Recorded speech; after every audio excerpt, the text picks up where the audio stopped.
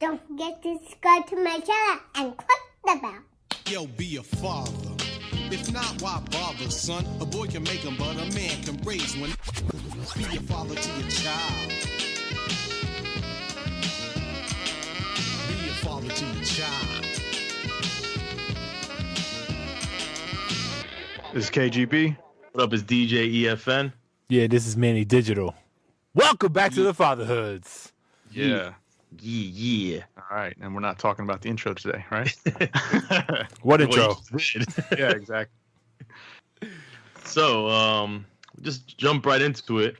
We've gotten a couple questions from the Some World Wide listeners. Web. Yep, some listeners out there. And I'd really like to bring some of these up. So, I got hit up by Rodolfo. He's at DAFEAUX 2727. I didn't even want to even try to say that. DFox? But no, shout out to Rodolfo though. And his question is, he's like, let me get to the question part. So he has a question about co-parenting styles. My lady has a daughter by another man, and we're currently taking the steps to start a life together of our own. One of those steps I'm facing right now is seeing how much my parenting style differs from hers and the child's father. I don't have kids of my own except for a niece and a few nephews. So what I'm asking is, with us looking to take things further in the relationship, how do I go about my role as a step parent or even approach it? Wow. I think, Manny, this is right up. Yeah, this sounds just like me when I was contemplating doing my. Thank you for the question, Adolfo, by the way. And disclaimer, we don't know shit. Oh, yeah. So we're not experts. This is, we're just the fatherhoods. This is just consider us your homies on the stoop, just shooting the shit. So I mean the approach honestly is you kind of have to rely pretty heavily on the mom in this scenario. So the mom kind of has to set the stage to allow your relationship with that child to be established. And so I'll take you through a quick story in my case. So my wife, my now wife, she was so interested in allowing us to develop our own relationship at the beginning that she completely removed herself from any interactions that we would have.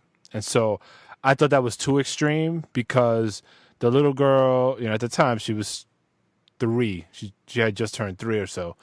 And she was like looking at me like, yo, who is this dude? And she'd be trying to check me. So she would say some wild stuff, sort of disrespectful.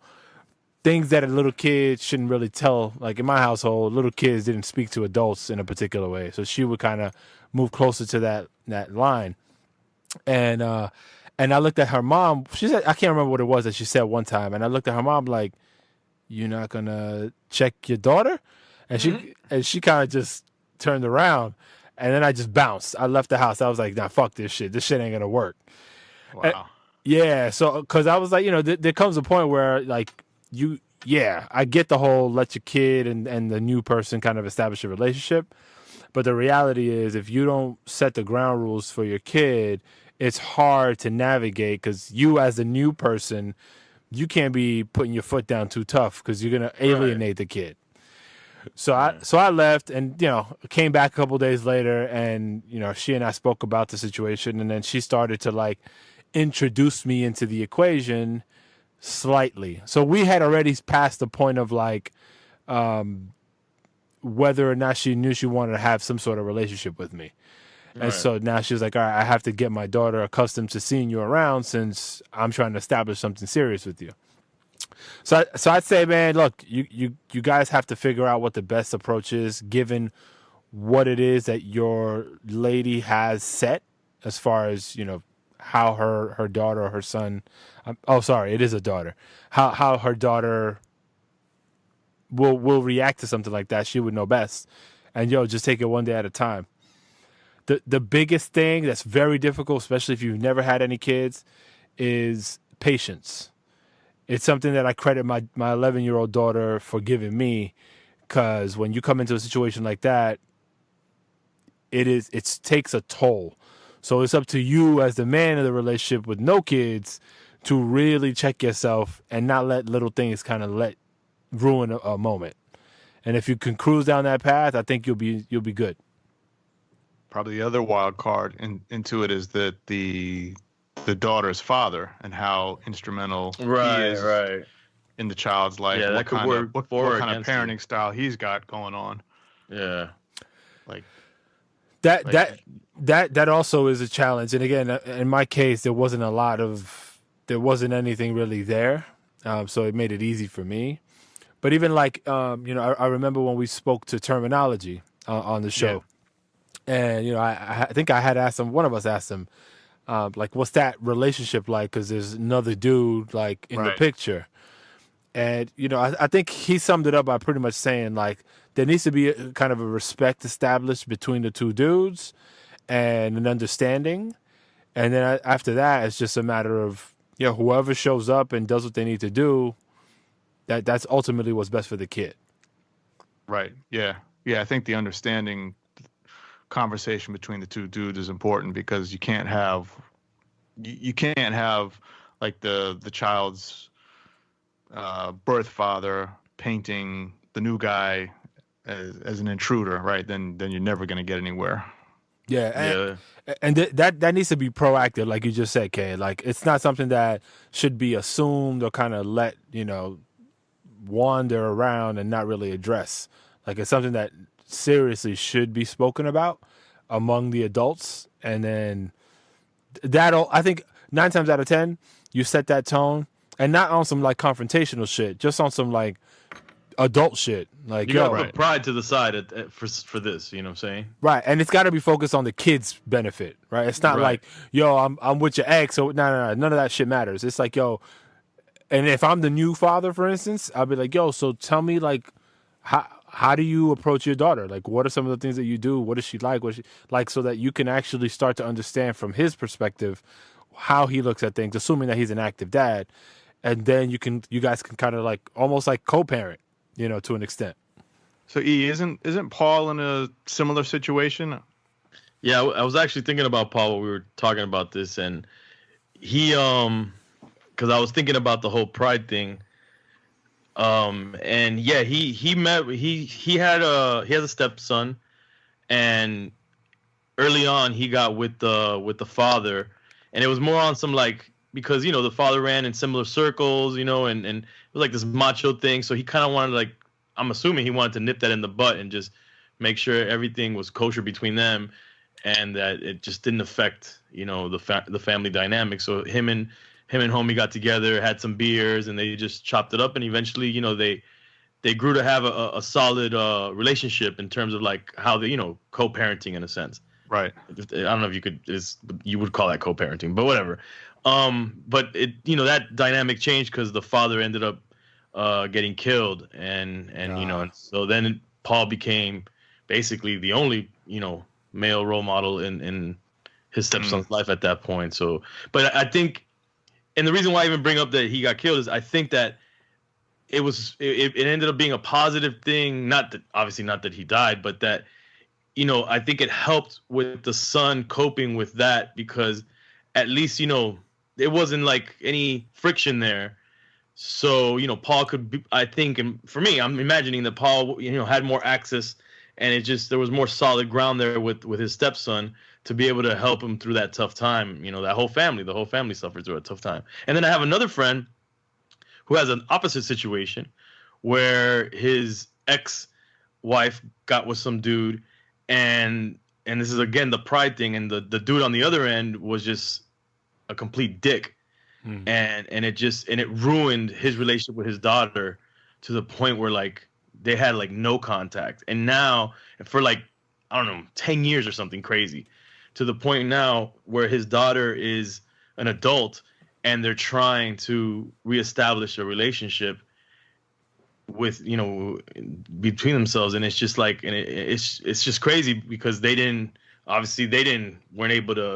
two guys weren't able to get together and figure it out for the betterment of the daughter. The guy was just a complete fucking asshole, and the ex-wife was a fucking jerk, and just made his life impossible to the point where it ruined his relationship with his daughter. So he just had to step aside because he couldn't couldn't fight the two forces, basically. Yeah, I mean, I'm trying not to get into too many details because you know, it's pretty sensitive for both of these guys. But yeah, my friend's situation is it was terrible, and you know, and a lot of things happened there, and it even got really weird on some like cultural shit, like race stuff, because he's a white dude, his wife is Puerto Rican, she got with a Puerto Rican dude, and then like the daughter started feeling some kind of way about, because then they had another kid. So then the daughter wanted to or the parents wanted to change the daughter's name to the dude's name so he could be like have a Latino name. So she didn't feel alien. That's what they were telling him, and I'm like, it just got really weird, really fast, and it just ruined his relationship. And unfortunately, I think if the two men, never mind the chick getting crazy, but if the two men could have maybe gotten together, which he did try, and there was times where the dude seemed like he was, you know, like on some dude, like, yeah, man, we both men, let's figure this out. But the dude always like turned around and like kind of backstabbed him. Yeah, so I saw, you know, those are two totally opposite, you know, situations in terms of how they went down. Did I mean, we can ask Paul one of these days next time we have him back on, but did he ever give you any information just in terms of like, I'd imagine that it's probably harder if the child is a boy as opposed to a girl coming into a situation like that. Like, I don't know, I would just feel like weird, man. Like, did he have any friction with the stepson initially? Because it's like you've got another dude trying to tell a young guy, like, you know, what to do. I just feel like there's more friction than. I think he did have a little friction, and I think one of the things I mean, we have to bring Paul, and he could tell us exactly what happened. But if I'm not wrong, I remember the father, the real father, telling him like, "Yo, smack him if you have to," you know, like something like that. You know, I think I imagine that conversation happened. So, and I think it was a little tough. It was tough on the kid, you know. So, but I was thinking more, it would be weirder if it's a girl and for your dude, you know, because like you said, like the mother should kind of like help set those parameters. Right. Because, you know, you don't, you know, especially if you've never had, you don't have any kids of your own, you know, you're like, it's a girl. I don't want to, you know, it's weird, you know, like it is. You don't want to, you know, I would imagine. So, like, I can't even think of like, you know, now that I have a daughter, like some other dude being involved and being around my daughter, I'd be like, hell, fuck no. Like, right. Like, I don't care what kind, you know, how good you think you are. I don't know what the fuck, you know, fucking pervert psycho motherfucker. Wait, hold on. So I guess God forbid, but like if things didn't work out with your lady, right? And she finds someone else, right? You guys split, she finds someone else. How would you react to her bringing somebody else around your kid? I mean, yeah, hopefully that doesn't happen. Yeah, hopefully it does not. You know, I have enough. What's the word I'm looking for? Like, I think my girl wouldn't bring just anybody around our daughter. So I'm confident that she would be, you know, use good judgment in that situation. And then when and if that were to happen, then I would have to come in there and I would do the proactive thing and, you know, and really try to like feel this person out and figure them out and also do a background check and show him my gat and I'm probably not giving great advice at all. Terrible advice. Let's just say that's never gonna happen. Yeah, I really hope not. I even hate bringing it up, but because you were so adamant right now, I'm like, shit. If shit did flip, you know, how do you? Because it's tough, man. Like I never want to even think about a situation like that because the shit, it can go haywire real fast. Look, man. I mean, look, it could happen to boys as well, but obviously, females are more susceptible to abuse. I mean, maybe not more. I don't know the statistics, but for me, having a daughter and just knowing all the crazy shit out there, and sometimes, you know, you don't even know the people that do these things, you know, and how they go about doing these creepy things, and it's just scary, man. Like, I'm worried about teachers. I'm already anticipating everybody I'm worried about. Like, it's me against the world in terms of who's around my daughter, you know. Yeah, that's real. Yeah. Well, you saw the new the news about the Catholic priests who were using the nuns as sex slaves. that they just came out and released that. Yep. Did we talk about the nuns though? Also came out. That Yeah. Using the church just made. Tell me about this other thing, man. All right, let's flip this. God damn, boy. Yeah, nothing's happened. Huh? Happened. Like, what's the story? So the Catholic Church they came out. I think I read it. I saw a headline about it today. I have to read more about it, but basically that there was some sect or whatever you want. I don't know where they were, but they were using the priests were using the nuns as basically sex slaves for them, and this was going on for quite some time. And the nuns were okay with it? I don't think they were okay with it, but I think they felt bound by the position they were in to continue on to adult do with that. Like, I mean, I get it, but man, crazy, man. The Catholic Church needs to just disband itself already, bro, because all these stupid religions, man, I'm sorry if you're religious out there, but just fucking be good people, man. Stop fucking following all these creepy ass fucking perverts. Well, here's I guess it's basically a facade, right? Because you're saying don't do X, Y, and Z, right. and you're trying to teach people to do act a certain way, have a certain moral compass, but then you don't have all kinds of other shit, like right. So basically, the moral of the story is, again, like when these kind of things come to light and everyone sees, a certain institution is holier than thou and whatever, you believe what you believe in, but it's also when you're thinking about kids, like we can't just blindly put our faith in people because they say they have a certain moral compass. Yeah, hell no, man. Hell no. No priest. No, nothing, man. Like, get away, buddy. I know we're always concerned about everything, and I know you're super paranoid about this stuff, but one of the major mechanisms I found in just being able to trust a little bit more than I think some people might is really hunkering down on my kids and really giving them the lay of the land and how to defend themselves in certain situations.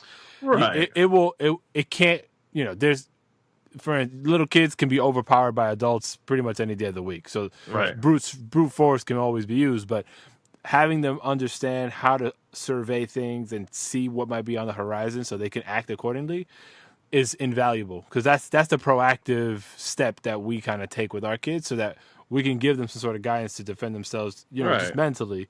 And common sense goes a long way too. And it's not that common. Right. So it's hard, but that's one of the major things that we do.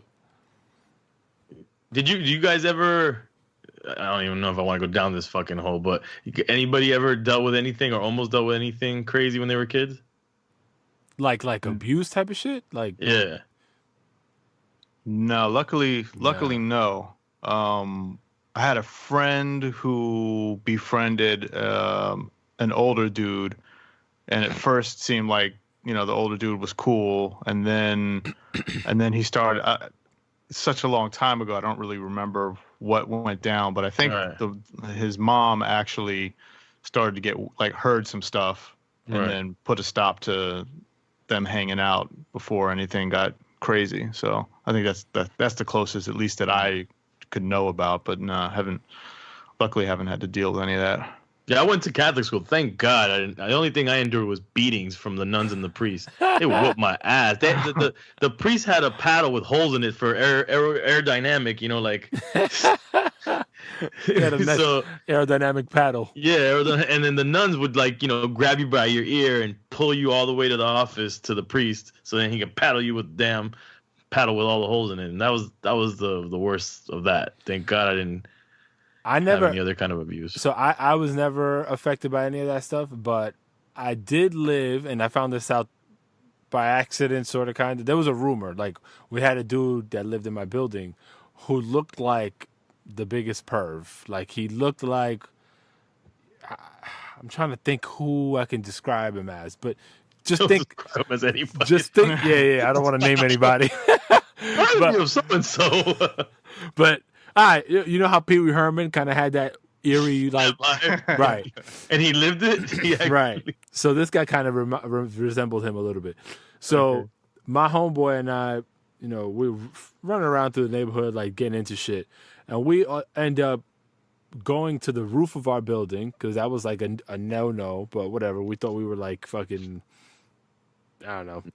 Ninjas? Yeah, I guess, yeah. And then we get to the roof, whatever. We just like bullshit around up there. And then we come back down the fire escape. And actually, we go up and down the same fire escape.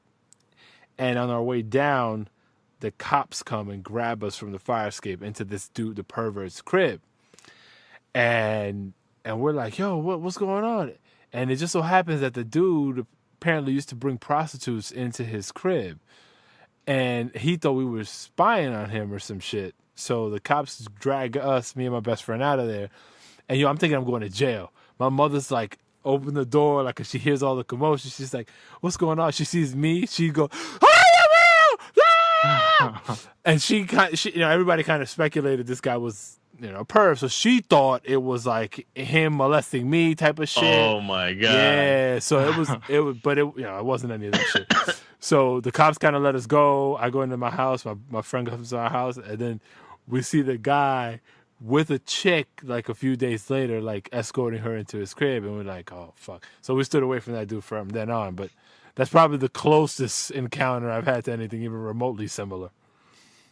I did have one of those situations where a dude, like the stereotype, like story, a dude in a van rolled up and was like, "Hey kid, I got and I got a little puppy and some candy for you." And I was like, "I'm out of here, bro." On my big wheel, I rolled my way out. I'm like, to the U-turn, I'm outie. This is in Kendall? No, this is in L.A. Oh shit! This is in Southgate. Yeah. So wait, do we have another question from the interwebs? Yeah, we do. So this one is from Rock P0615. And he goes into talking about the music, right? And an artist that we may love and listen to. And there's been artists out there in the news that, they're accused of all kinds of shit.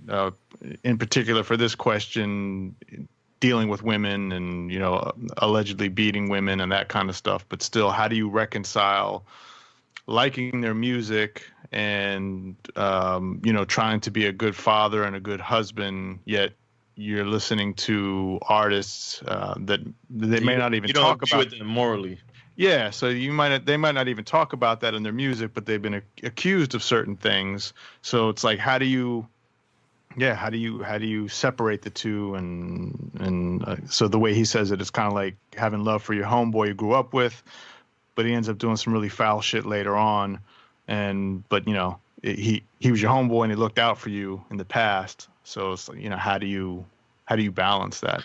So I could identify with that. Actually, I do have a friend that did some foul shit in the past, and I'm still friends with him. And it's just, I just think that you have to, sometimes you kind of just, and I mean, you could apply this to music or whatever. You just deal with someone or something based on however that interaction between you two is, and I guess for music, like me, most of the time, if I don't like something someone did and they're an artist, I probably will stop liking their music. Most likely. But I understand totally that you could separate the person from the art. Mm-hmm. And in history, if we start to really look at all these like artists or whatever, famous people's backgrounds, like, even famous people in terms of like politics or social warriors or whatever, like people have some skeletons in their closet that we've come to find out later on in life.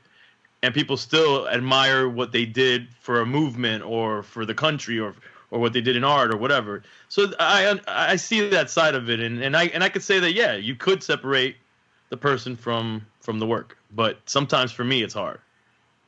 Yeah. What about in instances where you have artists that and maybe they're preaching something positive in the music, but on the flip side, it's a total contradiction, on their personal life. Like, that's even worse. Yeah, that's even worse. If it's like when we were talking about the church stuff. It's like total contradiction. Like, how can you look at that and can't take that serious at that point? What I find challenging in even giving a good response to that is, how often said thing where music can be considered like the soundtrack to many moments and memories in your life, right? And so Right. when I think about it from that perspective, it's difficult for me to bash that particular art, or in this case, that track or that album that ties into something that a moment in my life that I really enjoyed. So that body of work, I will always cherish. Now, how I feel about that artist could potentially change, but that body of work will still remain, one of the top things I ever care about, and not really be blemished by whatever actions that person took. So I almost look at it as its own entity in that regard, which I guess I can disassociate the two, but I can understand why for some people it would be a stark contradiction. And not everything people do is on the, how can I say, is the same. Like, for example, one artist might do something you don't necessarily agree with, but you can still listen to that person's music because that thing that they did was like, I don't know, it's like, it's foul, but whatever. But then there's something else that might hit more home, like let's say this artist abuses children, and you're like, oh, fuck that dude, But this dude over here, I don't know, he cheated on his wife. You're like, I can deal with that. Like, not everything is equal, maybe, and that's on an individual, perspective on what whatever your feelings toward things are. What about you, Kay? Yeah, I think, there's no real clear-cut answer to it. It's really a personal judgment call, yeah, right? Yep. So, you can decide that, look, I'm just looking at it from an art perspective, like you say, Manny. Like, this particular song or this body of work, it does something for me. I grew up with it, or I dig it, but I'm not really thinking about the artist as a person and what they do outside of the music. So if you can disassociate like that, it's almost like, I don't know, when I first started getting into music and actually started meeting artists that I was fans of growing up, and then maybe they turned out to be dickheads, when you meet him as a person. And it's like, fuck, man, that would turn me off of their music. More often than not, I would stop listening to that artist. I have a hard time listening to the music again because I'm like, this dude is a dick, man. Like, fuck this dude. Yeah. So that was like a learning lesson. But I guess from, this goes to this question as well. Like, if you start to uncover things about an artist, and then you just have to make that judgment call on your own. And also as a parent, so if you're gonna introduce the music to your kids of these artists, and you already having reservations about because of certain things that they may have been accused of, or they've actually copped to, saying, this is what it was. How do you teach your kids about that? Because you might put your kid onto something, and then later on, when they're a little older, they're like, "Yo, pops, this dude is fucking, he's a rapist. What the fuck? You haven't listened to a rapist's music? Like, right. What the fuck is wrong with you, man? What kind of parent are you?" Right. So I think it's a personal thing, man. You gotta, decide for yourself, and maybe certain things don't bother you, but other things do. But it definitely, I could see where it affects, being a fan of somebody. Also, where do we, like, how many chances do we give people as well? And I'll bring this back to just my own circumstances where, so for instance, my son, when he starts like doing something wrong, or I catch him on doing something, he's at a point developmentally, at least now, where he can say, "Hey, Dad, all right, I messed up. Can you give me a second chance to do it right?" And so when we look at artists, I don't know, people can change. Do we give people second chances, or and I guess again it goes to the severity of what the allegations are. Not every crime is equal. Not every offense is equal, and that's what I'm saying. Like, each person has to decide what is the line for them, because I'm not going to give, okay, you're sorry for sexually abusing children. I get it. That's good for you, but I'm not fucking with you, dude. Mm-hmm. You know what I'm saying? But this dude over here could be like, "I'm sorry, I cheated on my wife. Okay, we accept your apology. I'll listen, right. I got no problem listening to your music. But this dude over here, I can't fuck with it. You know, it's disturbing to think that you're kind of supporting someone that does something that you personally, you know, can't fuck with. Right. And unfortunately, we've been getting a lot of that in hip hop now, where we're starting to find out, or we've been known, and it's just now it's smacking us in the face where we can't avoid it. Where artists, time and time again, are doing these crazy things. And I think it is a learning. It could be a negative learning lesson if you're listening to it around your children. I think that definitely later on they'll be like, "Yo, man, what the fuck, dude? Why were you listening to that person?" Right. Yeah. So I don't think we have one clear-cut answer. No, it's complicated, man. And again, then you get to like where you were saying, like, who are we to judge? And we don't know the details of the crime, and maybe, you know, if the guy was framed or the girl was framed or whatever. But I mean, I think sometimes it's pretty evident that something, you know, went wrong, and you just gotta make a decision for yourself. Yeah, I mean, to me, the tone of the question really zeroes in on the treatment of women and beating women, and seems like this is a stance that he's having a difficult time coming to grips with a handful of artists who may have been accused of this or who've done this kind of thing. So my guess is you probably just need to leave it alone if it's making you feel a certain way. Agreed. I mean, but again, it's a judgment call, right? I mean, it even speaks to everything almost in hip hop in terms of the treatment of women. Yep. And so, you know, then that, it's personal call, man. Or you have to be someone who's going to make some kind of personal change, right? So you can still love the music, and maybe you can still love some of those songs and feel the artist as an artist, but then, like, what are we all doing in our own personal spaces to make things better, so that that's not the focal point of what gets put out there in terms of as hip hop is concerned, right? We're not going to push the agenda of the mistreatment of people, and so, but it takes everyone's own personal kind of judgment call and to pass along that information. Woo! Good point. Heat rock. Boom. Boom. Booyaka shot.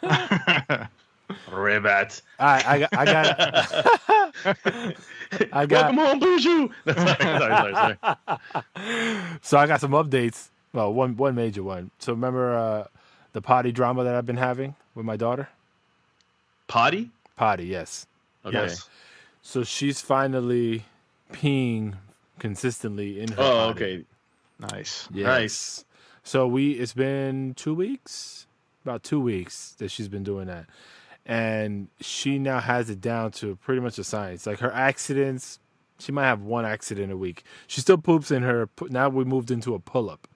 But the interesting thing is we started with, like, my wife got fed up one day and she changed that last, like, full diaper. And then she was like, I'm just going to put a freaking panty on her and we're just going to deal with it. We won't let her sit on the couch. We'll only let her be anywhere where there's not a rug. and we'll just clean it up if it happens, you know, if she pees or whatever. So she pees on the panty, you know, it's on the floor or whatever. She comes, cleans it up, and then my daughter's like, I'm wet, come change me. And my wife's like, nah, kid, you're gonna stay wet. And she looked at her like the world was ending and started crying. And then she finally kind of got it, like, all right, I'm going to have to deal with this for a little while. So she stopped crying. And then that went on for maybe 2-3 days, and just chasing down after her, making sure she didn't ruin anything with her pee. And then finally she went to the potty before peeing on her panty, like 3 or 4 days after it started. And then at that point, my wife changed her to a pull-up. And so that's been the go now. Between a pull-up and really only changing her diaper probably once a day, maybe twice whenever she poops in it, versus 5, 6, 7 times a day. And she's happy. Like, there's a whole dance now. Like, there's this whole, like, culture built around, like, doing the right thing in the body. So I'm happy. We're almost there. Congrats. Nice. Not, Getting there. Not on some 5-month shit, but It's all right. Hey, man. Hopefully before her third lo- birthday, which As will long be as in a it's few being weeks. done, then you're good. Yeah. No, so My update is I have a crawling baby now. hey, Nice. Yeah, she started crawling last week. So it's funny though, because it's just the beginning stages of crawling. So she does like this weird, like almost like she's limping crawling, where one leg crawls better than the other leg. She's the coordination isn't there yet, but it's cute, man. It's cute. But now she's like all trying to be mobile, trying to crawl on everything, and it's real cute. is she Nice. grabbing onto things and trying to walk also, or is that not yet? No, she's not doing that Okay. yet. All right. Not like now she's like I used to stand her up and she gets excited and would try to like walk if you hold her.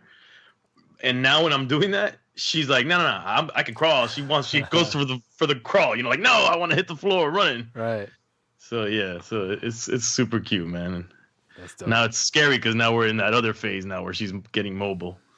Are you guys like the child proof and everything? We're gonna get into that now. Like, That's a lot of fun. did you guys do extreme childproof? I mean, I don't know. Am I wrong that I don't want to extreme childproof? I didn't extreme. We ordered some stuff like to keep The cabinets plugs. locked and stuff. Yeah, the plug stuff. Cabinets. Some of the cabinet stuff locked. I didn't even think of that. I'm gonna go too this- crazy, but There's stuff for like the edges of like the corners of tables. got those. Yep. We didn't get those, but those would have been good because our fear, especially when they're starting to walk, especially if the table's like near their head, Right. that's where we saw scary shit happen around tables like that. We never got it, but that would have been good to have. Okay. Good one. Yeah. Corner table's good. You guys thinking about going crazy, or what's the consensus in your household? I mean, we've just talked about the plugs, the covers for the outlets, and like a little The gates? gates for the stairs. Oh yeah, definitely want that. Yeah, that's the only thing we really talked. And then what we did is we got like a play pen that we got. And I posted in a friend of mine. He was like, "Yo, why are you teaching your kid to be in prison already?" I'm like, "Yo, no, bro." But I mean, it's super safe. We put her in there where she got her toys. And that's the other cute thing that she's now like getting into the phase where she knows that there's toys are toys, and we have them all like in a bag. And she it's like a cloth bag, and she like pulls it down, and she like goes into the bag and starts pulling out all the toys and stuff. So that thing is very helpful having her in that. Get one of those bounce jumpers. They sit in and they start bouncing around all over the damn place. Oh yeah, you think that's a good? Oh hell yeah! Yeah. For energy to release energy. Yeah. Because it helps them like learn how to stand a little bit and just like strengthen their legs. But then with the music on, they can start moving around and they get super tired because they start going nuts. And then afterwards, it's good for nap inducing. Good to know. Yeah. My update is that I'm seeing that. Well, I already knew this, but I'm seeing that my son has a lot of empathy, which is a good thing. Yeah, I mentioned to you before how he was celebrating Dr. King's birthday, and yeah. So I guess apparently at school they started talking about slavery a bit, getting into that topic. And he came home the other day and he started having a conversation about it, saying what he learned. And then so what he said wasn't necessarily great, but it showed that he's got a lot of empathy, right? So he basically said, so I guess I probably I don't think I like myself now because I've got light skin. Oh, once he started, because basically he understood how fucked up all this is, right? So of course we said, nah, look, you gotta love who you are and love yourself, and the whole purpose of Dr. King's mission was, everyone love themselves and all that good stuff. So he understood that, but I felt really proud of him just to be that young and to, even though he shouldn't dislike himself, but to understand that that kind of that slavery and racism, all that stuff is so fucked up at a young age like that, to be able to kind of start putting that together and have empathy for people. I was happy about that. No, that's dope. Yeah. That's dope. I have a lot of hope for the world with the newer generations, because I find what you just described to be more common than we would imagine. My nephew is like that as well. Yeah. And even like, the millennial generation, like those in their late 20s or mid to late 20s and 30s now, those folks are very cause oriented. So they really do give a shit about things. It could be a bunch of different things, but my generation, like, there's like the big like social justice warriors of maybe 2 or 3 different major themes, but it wasn't like everybody was really proactively doing something about it. I feel like I see more of these kids either organizing or contributing to certain causes or doing a bunch of shit.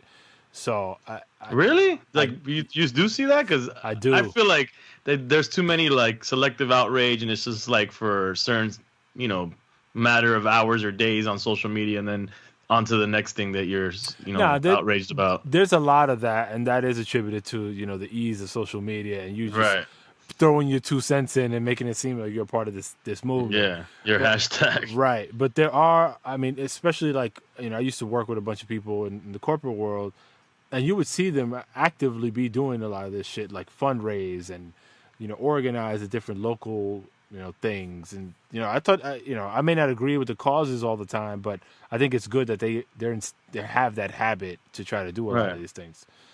So I hope that means that, the larger universe out here is acting accordingly, because that could be positive for all of us, hopefully. And more mixed babies. I'm always a fan of that.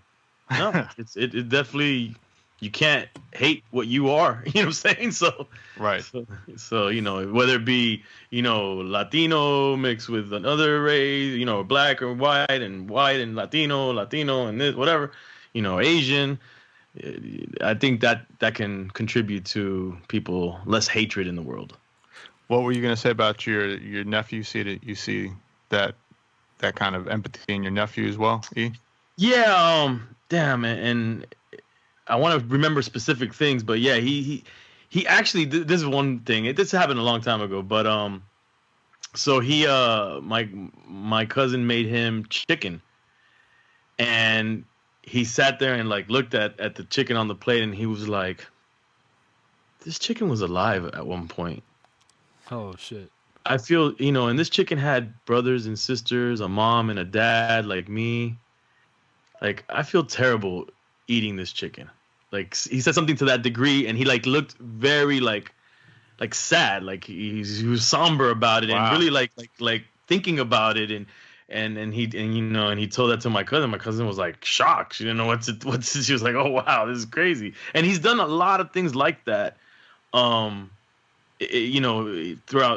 well, he's young, he's actually, his birthday's coming up. And so it's pretty surprising for a little kid to think in that way. It is. They're more conscious of the world around them than we were. I'm definitely than I was. I wasn't thinking about nothing but eating the motherfucking chicken, not definitely where it came from. Yeah, I was terrible, man. I was trying to kill things, not keep them alive. Yeah, for sure. I was the wild kid with the BB gun. Yeah. Lovely. So yeah, guys. There it is. You guys look exhausted, by the way. Man, it's been, what is it? It's not even, I don't know. It's only been a couple days in the week, and I'm out. I feel drained out today. Yeah. I'm exhausted myself over here. But I'm glad we were able to get together and talk it out. And get that therapy in, for sure. Yeah, man. All right, and actually, let's thank the people who tweeted us those questions, and tell any of our listeners, please, where they can get a hold of us. Where can they catch us? Hit all our socials. Yeah, all of our socials would be at Fatherhoods with an S Pod, POD, and that's on Twitter and Instagram primarily. We also have a Facebook as well. So hit us up on any and all of that, and of course you can always email us at fatherhoodspod@gmail.com. Yeah, And I like having the. No, I was just saying I like having these questions come in because it's good. You know, I mean, I'm sure there's a lot of people who just dudes that just don't want to voice any questions, right? It's on some pride shit. I think it's healthy for us to get these questions and try to tackle them, even though we're not experts and our advice might not be the best advice all the time. Right. But it's conversations. You know, you're kind of like we're all talking through it. And, you know, and I want to say, you know, hopefully people listening, please send us more of these questions. You don't have to be a father necessarily. A mother could send us a question. A son or a daughter could send us a question. But definitely send us these questions because it helps us. You know, we want to talk these things out. You might remind us of something that we wanted to know about, you know? Yeah, absolutely. And actually, shout out to all the people. There's a list of people that are too many to name, but that are not actual fathers and that are planning on becoming fathers and are listening to us kind of to understand some of those things that we go through so they can mentally start preparing themselves for, you know, what's to come. So shout out to y'all for doing some of that early homework. And hopefully you find us to be a good source for a lot of that because that's our goal. And shout out to all the mothers listening as well, even though some of y'all might be just spying on us. Yeah. We just go on the wall action. But we want to hear from y'all too, so don't be shy. Yeah, no, for sure. Cool. Indeed. Yeah. That was like pulling teeth, though. Nah, he was ready. He was like wait. Hopscotch. It's It's all about timing, guys. Boom. We learned this in music. blah, blah, blah. All right, peace. All right, fellas. Don't forget to subscribe to my channel and click the bell.